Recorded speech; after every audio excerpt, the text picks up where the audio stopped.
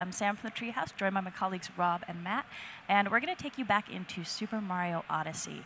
So in our first segment during E3, if you had a chance to catch that, we took a look at the Sand Kingdom and Metro Kingdom. But in this segment, Rob, you're going to take us back in and check out some old bits and pieces that we didn't have a chance to show off last time. Yeah, something I wanted to show off was that each of the kingdoms, while you return to the same handful of kingdoms a few times, they look very different depending on the circumstances. So the first time you go to the Sand Kingdom, it's the daytime, and this is what we're showing you here. This is part of the floor ROM here. This is a segment from a little bit later, but you can get there if you're on the floor. And then after a little bit here, I'm going to show a bit from the nighttime version of the Sand Kingdom. And then later on, we'll do some more of that kind of shenanigan with the City Kingdom. Sorry, the Metro Kingdom. I think that's one of the things that's really impressed me over the course of development watching this. Oh no, Mario! Sorry. That's okay. But watching this game come together, and it's certainly still in development, so there's a lot of stuff that the dev team's still working on.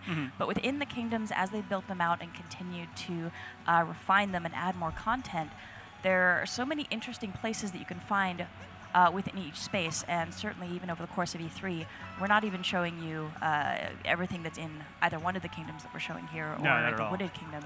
There's so many interesting places to find, particularly off the beaten path, I think. I should also mention that not every kingdom has a day and a night cycle, but they all do change depending on game circumstances. Right now the desert is frozen.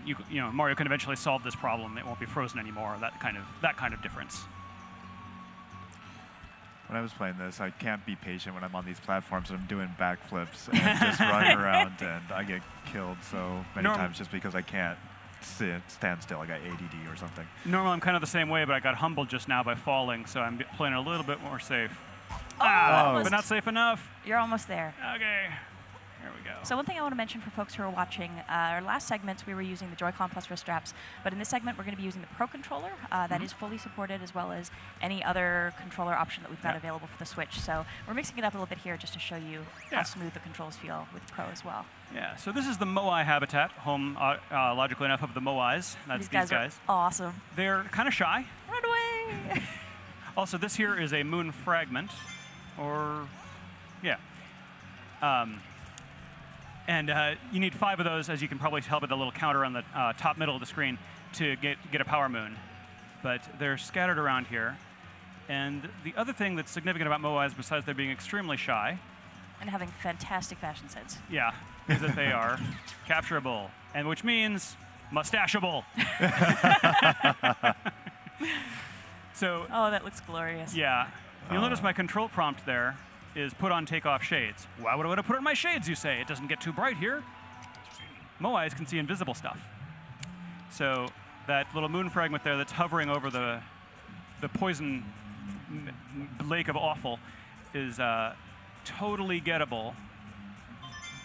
But also, having your sunglasses on makes the Moais walk slowly. So that's the reason you don't just keep them on all the time. They're just kind of chilling out when they got the sunglasses on, like just kind of taking it easy. But it's also really cute when they're doing that really slow stroll. They have this really cute little hum that they do, where they're just kind of like moseying along. Yeah, I don't know if you can catch that on the stream. Cute. Maybe. Let's see if we can pop the sunglasses down. There it is. Yeah. So it's also going to point out that there's these birds here that are hovering, or apparently hovering in midair. But of course, the Moai can see that they're on this thing. And there's some collectible coins over there, but the Moai can't jump. So if you want to get them, the birds are giving you a hint of what's going on there. But you have to be brave and trust your analog stick skills to rock in a relatively straight path. Yes, okay. Wow, you did it the hard way. What's the easy way? Turn the camera, right? And then just go straight forward. I suppose. If you want to take all the sport out of it. And actually, just coming back to those birds, one thing that's worth keeping in mind in this game, birds seem to know what's up. If you're not sure where to find maybe that next moon that you need, keep an eye out for birds and see what they're getting up to. Yeah, you can see the shadow of a bird up there, and experience tells me, oh, look, it's glowy. He does look a little unusual for a bird. Yeah, pay attention to birds. There's several kinds in this game, and they are all meaningful. Except maybe pigeons. I'm not sure they do anything. I think they just make the world a better place by just being there and bouncing around. They might just be decorative, but they're pretty cool. Yeah. So looking around for more bits of moon fragment. Oh yeah, we've got Bowser's footprints there as well. Yeah, Cappy is, if you haven't seen our earlier segments, then that's Cappy, who is your actual hat in his native form of a white top hat. These birds seem to be reminding me, oh, there's a moon fragment up here. And then let's head over to this conspicuous elevator spot here. So remember that? Sorry? Oh, no, you go ahead. I was just going to remember, Moai can't jump, so they need these elevator things. And look, birds hovering. Yep. So just as a quick recap for folks who are maybe coming to us a little bit later on over the E3 process here and not sure what Odyssey is all about, this is a Mario game that's really in the spirit of Super Mario 64 and Super Mario Sunshine. So we're coming back to this kind of sandbox style of Mario engineering where we've got these really fascinating spaces that are really densely packed with content that you want to surprise yourself by tracking down new things, experimenting. And if you're interested actually in the background of that kind of sandbox Mario-style content, we actually just put up a post on the Nintendo Treehouse Tumblr. Bill Trinan talking about this concept, hakoniwa, in Japanese, this kind of walled garden concept that came about with bonsai. And it's a really interesting way to understand how the developers are really thinking about the sandbox space that they're building. Yeah. So I just got the last of the moon fragments, which caused a power moon to appear. And now I'm going to abandon this guy up here where he will never, ever escape. How's he get down? He doesn't. He might have a family down there, man. And I'm just going to be heartless about it. He's cool. Sorry, buddy. He's put on his shades. He's chill. We won't forget you and your sacrifice. I will. Oh, dude. You got to remember these capture targets. And I like the same rules still apply, even if Mario didn't capture them. They still move in the same way, where the shades makes them move slow, and then they have to take them off to run away. It looks surprised with his little shades up there. It is interesting for a giant creature made of stone that they are as bashful as they are. They are. Pretty sure they could just walk across you and deal with you if they had a problem with you. So that was where that was the daytime segment I was going to show you. Now I'm going to switch over to the nighttime segment. So this again is another point, and we can't really talk about where we are in the story, but a different spot. Yeah. Right. What I really liked about the desert here is, I'm not sure if this was the intention or not, but there's a lot of throwbacks to Super Mario Land for me. I saw the Moai, and that's in the original desert type levels of that game. And we're going to see something else in this upcoming segment too that I think might remind people of a certain boss in that game. So here we are in Toasted Arena at night. It is of course cold because it's still frozen. Like I said, Mario can fix that later, but the undead haunt these lands. So these little guys are chinchos, and they make the desert sand situation much more challenging because they keep springing out, particularly when you're in wide open spaces, and they will just keep gathering. You have to be very careful to keep an eye on your surroundings because you can have a whole bunch of those guys sneak up behind you if you're in the middle of something else and you won't even realize they're there. And there's an infinite supply of them. There is no way to deal with them so you can explore in safety. So I also wanted to highlight a few of the fast travel options. So because the worlds are huge, you have to be able to get around quickly. One thing, if you've activated a checkpoint flag, as Cappy helpfully explains, you can go straight to it. This map, I haven't done much in this particular map, but I also wanted to point out the sort of travel brochure thing we're doing here. There's little articles about highlights of the areas, done exactly like it was the sort of travel map you might get at the hotel lobby. And if you peruse that text, there might be some hints in there as well. There are, yeah. It's worth reading the brochure. Yep, it is. So this is a Jaxi, and I think this is what Matt was alluding to. Right, yeah, this is it. I love his voice. Yes. So Jaxis are a very fast way to travel and not entirely relaxing. Exhilarating. Yeah, let's go with exhilarating. Yes. Giddy up. So they are very fast. And they can just plow through the chinchos, which is nice. But they're okay. You can, as the button tells you, you can brake. They're immune to the poison. You can brake, but you can't brake for very long. So you basically just use it to make quick corrections. I wonder if you can swing the camera around to show when he brakes, because his animation when he brakes is really cute. Yeah. Why are you making me go slow? And Mario just barely holding on. Yeah, his facial expression when he's riding the Jaxi is pretty priceless. Yeah. And these little spots that we'll see here with the bench and the little signpost, those are actually Jaxi stands. Yeah. So if you need to call back your Jaxi, that's a convenient way to do it. Yeah, if I go into this building and come out, the Jaxi won't be there anymore, but I could summon him again at the Jaxi stand. And it's honestly really fun to just like whip around this kingdom on the Jaxi. Yeah. It's a lot of fun, but be careful about edges and cliffs. There's also one Jaxi-specific sublevel that I am probably not going to attempt today because I'm terrible at it. But you'd have to have really good like Jaxi steering controls. Yeah, I think if you thought that whole penguin slide in 64 was hard, wait till you try the Jaxi maze. It is not for the faint of heart. All right, so here's bullet bills. Got to capture those. As we mentioned earlier, bullet bills are one of the capture targets you can't hold on for very long because they do tend to explode. And they have this nice little headlight up front, which is really nice when you're trying to do this precision steering in a space like this. So you can kind of line up your positioning, and then maybe you want to give yourself a speed boost. You can do that and feel confident about where you're heading. Yeah. All right, so now there's another cannon over here. Basically, every time you see a platform in this particular area, you want to trade out your bullet bill because you need a fresh one. And I decided to be a daredevil and grab this, and conveniently my enemies destroyed each other.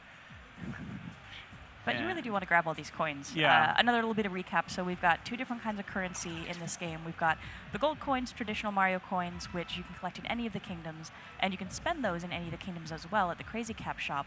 But then those purple coins are the regional currency, and you can only collect those and spend those in the kingdom that they're from. Yeah. But there's a lot of good stuff. Dang it. Oh, Mario, no.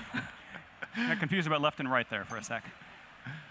I was about to say, like, Motokuro-san yesterday talked about the reasoning behind that, and me going to foreign countries myself and dealing with different currencies depending on where I'm at, I thought really made sense, and I thought it was a really cool touch. Yeah, I remember I was in Japan for the first time, and I was completely like, I don't know what to do with any of this money. Like, is this the correct? Yeah, I just gave bills every time, and I collected this huge amass of coins that I didn't know what to do with anymore because I didn't know what they were worth. Yeah, I know when you always feel kind of guilty going to a new place and you're just holding out your money like, this some of this is the right? which ones do you need? And here, money is upside down triangles. Yeah. Yeah. Which is cool. Yeah. And there's a lot of cool stuff you can buy with the currencies. So different outfits for Mario is certainly part of it. There are the souvenirs that you can use to decorate the outside of your Odyssey, and also you can decorate the inside. And some other goodies in those stores as well. So it's worth hitting every Crazy Cap you find just to see what they've got in stock. Yeah. It also occurred to me just as you said that, Matt, that the money here is upside down. Maybe this isn't fated to be. That's all right. The money here is upside down triangles, We'll and it's probably a reference to the inverted pyramid, which is one of the big local scenes. I'm going to try this one more time, and then we'll just move on to the city material I had planned. I believe in you. You got this. Thank you. Thank you. And I believe in your next faith in attempt. me was No. misplaced. I believe in your next attempt. Maybe we'll skip those coins and go for the wider one. All right, there's a slightly wider door there. Let's try that, and then I'll give up. All right.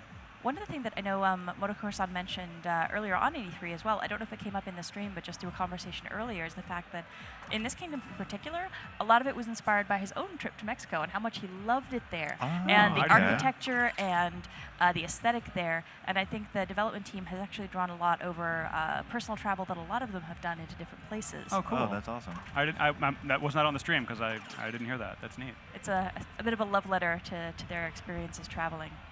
Another thing I love. Come on, Buttermilk. It's a lot like driving a car without brakes. Well, yeah, and it's a lot like. Oh, you got it. You're good.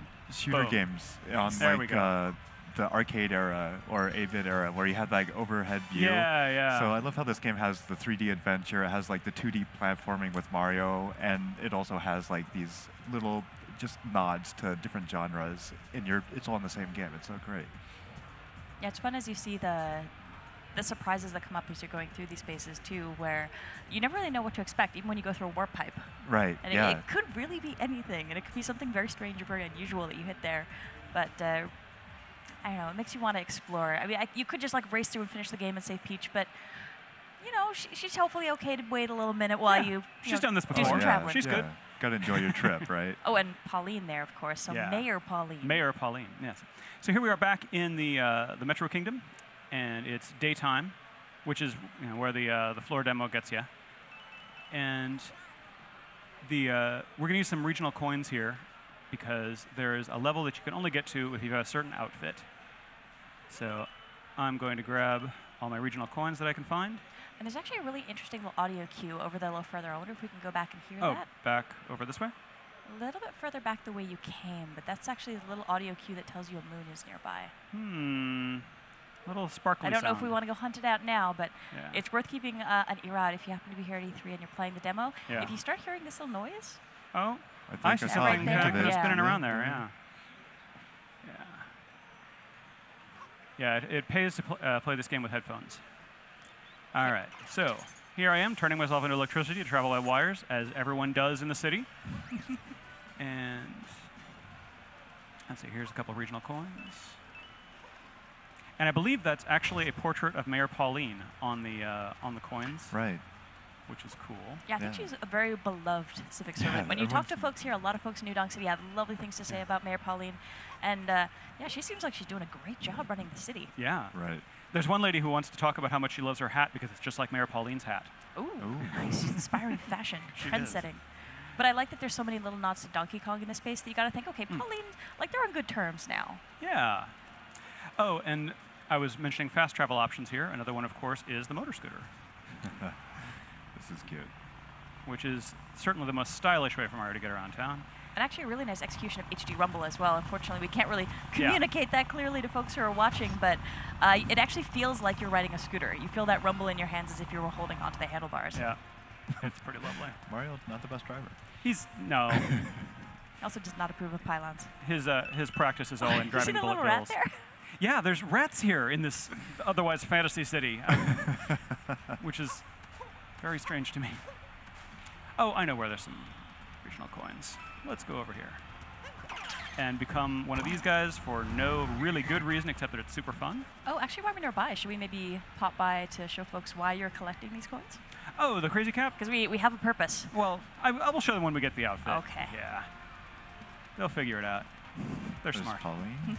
Yeah, so Pauline, as we mentioned at this point, in our first segment, we talked about how the actual story objective here is for her, help her collect up a bunch of musicians. And I guess I have choices. There's lots of collectible coins all over the place. And I've over-prepared, and I know where they all are now. Ooh, Actually, bass not even player. remotely all of them. Nice. All right, so I needed 15. I've got 15. Get one more for good measure. One more for good measure. That way I can tip the guy. All right. Zoom. Oh, that was another new move there. Right. The sort of power tackle. I can't remember what it's called right now. And you can go into a roll after that, right? Well, yes, you can. Yeah, this is my favorite new move. I love that. Yeah, the roll is fantastic. Yeah. It will quickly become your favorite way of getting from A to B. All right, so Crazy Cap stores, all of them are divided into two. There's the place where you spend your yellow coins and the place where you spend your purple coins. And this is actually the original location, so Oh, this is, I think, the flagship store. exclusive. Okay, yes.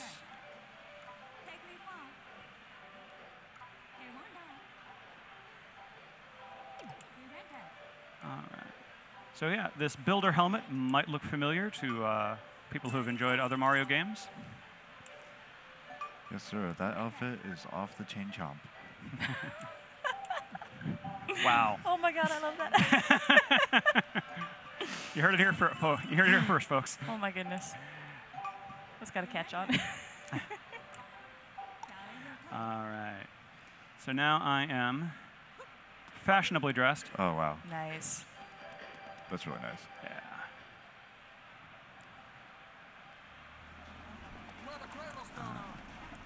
Oh, and yeah. So as we showed in our Ow. earlier segments, there are some spots that you have to meet a certain dress code expectation Yeah. to get through. Yeah. And I'm climbing and rolling. And this guy. Hi, this guy.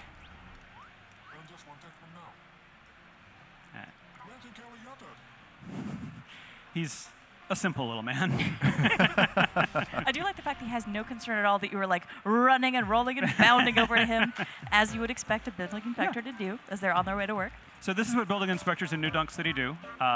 They check out the electrical wires for fuzzies, I guess. Oh, fuzzies. Oh, and these guys, I can't remember what they're called right now. but they're bad. Oh, no. Dang it. Okay. So this treasure chest is filled with coins. A fair number of coins. A lot of coins. Yeah. A lot of coins. Nice. Wow. They just keep coming. Yay. Coins, of course, are also how you come back from losing a life. So you definitely want to have as many coins as possible at your disposal. And there's also some really cool stuff that's available in the yellow Crazy Cap stores, especially in the late game. They start adding more product later on, and some of those are super fun. All right, so I have to be careful now. I'm down to my last part. Zoom up here, and then over here, and then back down here, and zoom. A lot of zooming. It is cool to be electricity. All right, and then over here, All right. we've got moon fragments.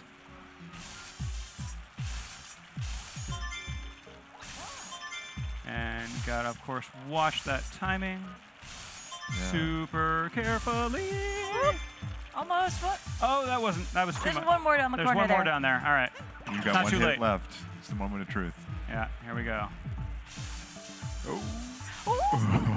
Oh, dude, good job.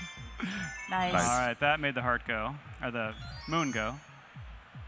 Thinking about hearts because I'm down to one. Well, in the good news column, that moon will recharge you once you grab it. Yes, So that is get your indeed health back. good news. And yeah. Nice. Nicely worked. Okay. And I think you've got one more spot to show Yeah, us, one more spot. I was going to switch to the Awesome. nighttime version of New Donk City. Which is considerably more perilous. Yes, you actually, when you first arrive in New Donk City, it is nighttime, and it is a grim and gritty environment. It's let's see here. And this as well, content that's not available on the show floor. Yeah. Here at E3, we've got the Sand Kingdom and the Natural Kingdom in the daytime. So this nighttime content is exclusive for folks who are watching our stream. So thank you for watching, by the way. Yeah. Yeah. And I love the city at night because it's so different than the city during the day. Yeah. Yeah. It's very moody. And maybe people are thinking, oh, maybe it's the club scene, or maybe just the bad people are out. But No. you'll get a good idea of. It's grosser. Yeah. No worries, we'll be able to hop in here in a second and take a look. Yeah. All right. So let's see. And again, of course, this is only a small slice of what each of these kingdoms has to offer as Yeah, well. So hopefully, they're we're all looking forward to exploring them for themselves. Huge and convoluted and filled with secrets. All right. All right. All right. Here we go. We can go and bring the feed up again. So way up there at the top of the building. All right. So this is a THL specific ROM that is already activated the checkpoint flag. And I'm going to hop inside here for a minute because I want to show you both these super gross urban sting bees. You may remember sting bees from, I believe it was Mario 64. They were sort of cute conical bees. These are guys are much, not so much cute. grosser. Yeah, their little maggoty form creeps me out. Yeah. But also I wanted this thing. So the Life Up Heart is the only sort of traditional power-up in the game, but with so many things you can capture, it's the only one you need. I also There's love so many different ways you can get powers in this game. The fact that Bowser is just advertising his wedding by postering all over all of these kingdoms Yeah. is it's an interesting choice. Yeah. And he paid someone to put a lot of them up, but not well enough to put them up right. They're all peeling off. Yeah. It feels very Bowser. So I love the rain, and like some of it collects on the screen, as you can probably see, which is super cool. Yeah, they've All really right. done a fantastic job with the water effects. Yeah.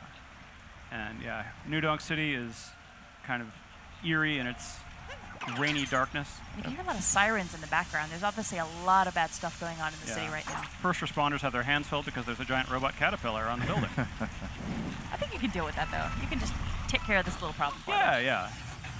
So yes, this is Mecha Wiggler. I would say this is my absolute favorite iteration of this enemy. Yeah. So good.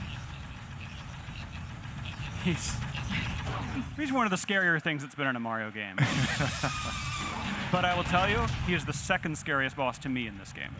We're not going to show you the other one yet. Oh, we'll talk about that after stream, because I want to know who your Yeah, number one baddie is. yeah. I like when he lands, he gets those little jitters up his legs. So I need to grab a Sherm, that's what these tank guys are called, and quickly blow up the other one so I don't have to deal with him. And then I need to not get shot. And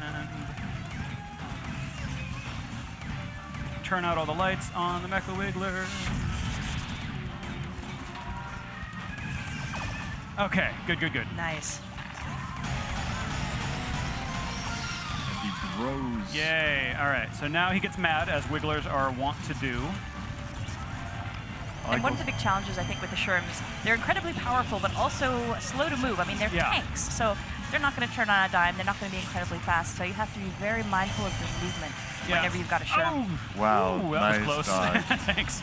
Dodging as a tank is a skill. You can't really strafe a tank. Yeah. I also like how the Wiggler changed colors when he got really angry and started moving fast, just like you would expect. Just like you expect, Yeah. Someone engineered that exact behavior for some insane reason. Uh-oh. Okay, and you can actually shoot these big ol' energy ball things out of, if you can't dodge them, and shoot things instead. Oh wow, nice shooting. Thanks. That is the upper limit of where my turret can fire. Okay, I'll have to. This guy definitely makes you miss the traditional cuddly Wiggler, doesn't it? It really does. My son has a plush one of those, and it's super fun.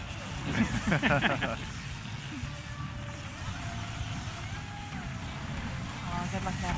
Oh wow. There will never be a plush of this thing.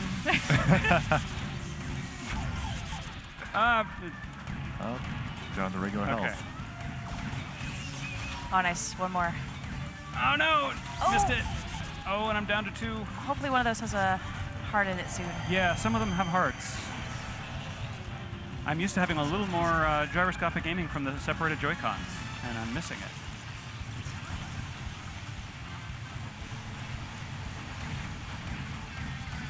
Oh.